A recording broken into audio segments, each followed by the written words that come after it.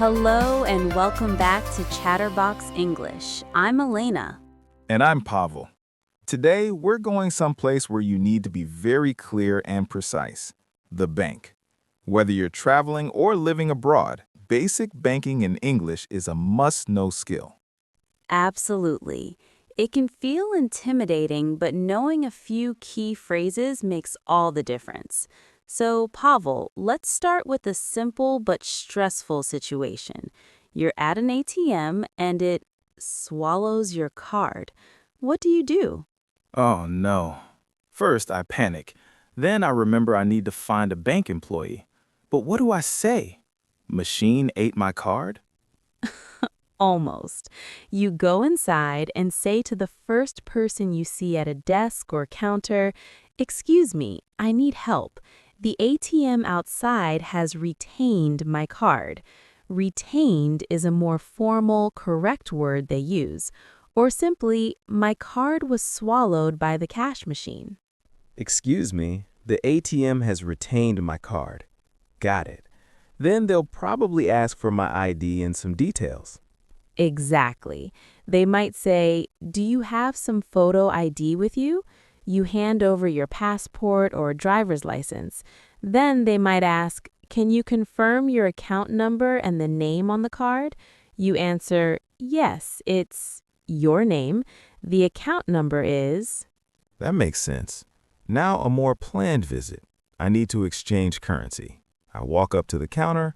What's the best way to start? Be clear about your request from the start. You can say, "Hello, I'd like to exchange some currency, please." They will ask, "What currency are you exchanging and what would you like?" You respond, "I'd like to change 200 US dollars into British pounds, please." And the most important question, the rate. Yes, always ask, "What is the current exchange rate?" or "Are there any commission fees?" They will tell you, "Today's rate is 0.78. There's a flat fee of £5 for the transaction." Then you can decide. Good to know to ask about fees. Now, what if I need to speak to a bank manager about something more complex, like a suspicious transaction? You would ask a teller, "Could I speak to a bank manager or a personal advisor, please?" When you meet them, describe the issue clearly.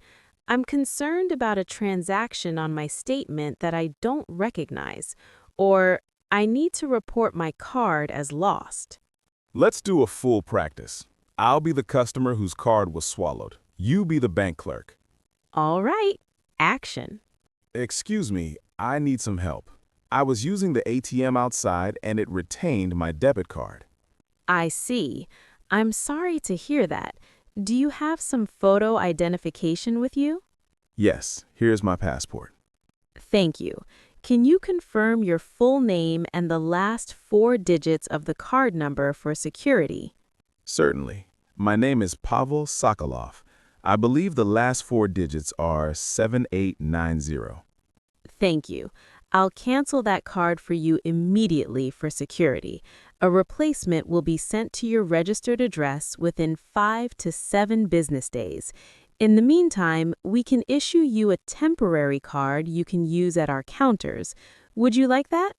Yes, a temporary card would be very helpful. Thank you. Perfect, Pavel.